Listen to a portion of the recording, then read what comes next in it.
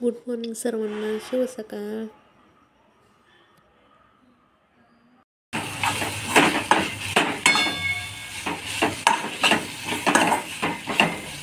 आज जेवणामध्ये मस्त अशी घेवड्याची शेंग बनवली. गावाकडची गावरान घेवड्याची शेंग आहे, शेंग आहे. आणि मस्त ही ज्वारीची भाकरी, गरम गरम भाकरी आणि गरम गरम घेवड्याची शेंग खूप छान लागते.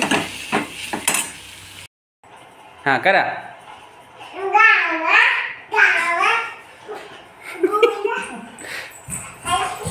हा इकडे बघा नाचा, डान्स करा.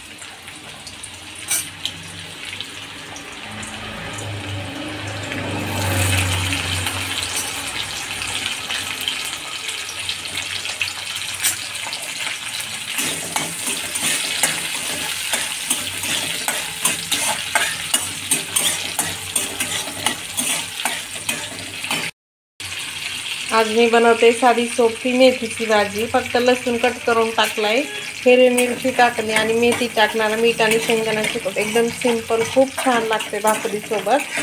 ह्याची रस्सा भाजी पण करतात, पण ती चपाती सोबत खूप छान लागते. ते पण परत कधीतरी दाखवीन. तर आता हे लसूण फ्राय होत आलाय, मिरच्या पण फ्राय झालेल्या आहेत, होतेच अजून. नंतर मी भाजी टाकणार आहे. फ्राय झालं, याच्यात मेथी टाकून घ्यायची आणि मेथी फक्त फ्राय करून घ्यायची.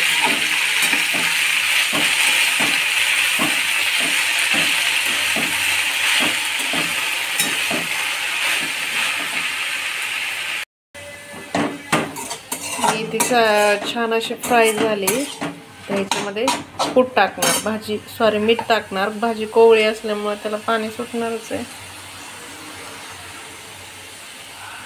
आता पाणी सुटलं, मग ते पाणी आटून द्यायचं, मग शेंगदाण्याचं कूट टाकायचं.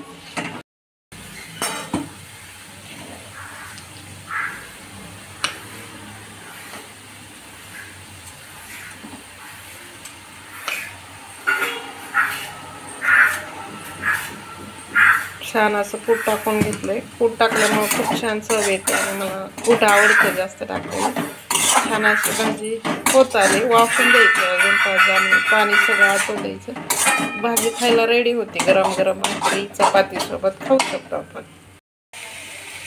अशा प्रकारे मस्त अशी मेथीची भाजी तयार झाली. गरम गरम भाकरी चपाती सोबत आपण खाऊ शकतो.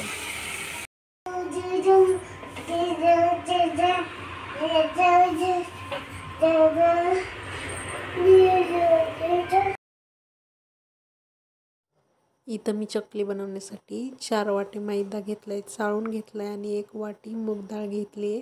तर ही मैदा चाळून घेतलाय, सुती कपड्यात तो बांधून, घट्ट बांधून एका डब्यात ठेवायचा आहे. आणि डाळीचे 1.5 पट पाणी टाकून कुकरला 4 शिट्ट्या करून घ्यायच्या आहेत.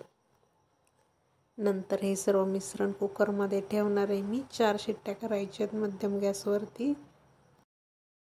वाटण्यासाठी हिरवी मिरची, लसूण, जिरे, धने, कढीपत्ता आणि ह्याच्यात कोथिंबीर घेतली. तर ह्याचं सगळ्याचं वाटण बनवायची, पेस्ट बनवायची. आणि इथं कुकर लावलाय आणि कुकरला डाळ आणि मैद्याचं पीठ उकडण्यासाठी ठेवलंय. आता त्याच्या 2 शिट्ट्या, जरा 2-3 शिट्ट्या होऊन देणार, नंतर चाळून घेणार, नंतर हे मिक्स करणार.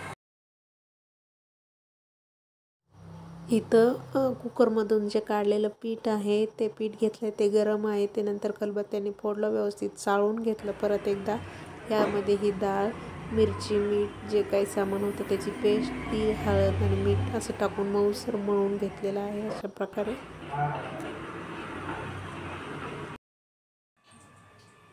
इथं छान सराच्या मस्त चकल्या बनवून घेतलेल्या आहेत आणि तळत पण होते, साईडला काढून पण झाल्यात. बघा, एका कढईमध्ये 4 चकल्या तळत आहे.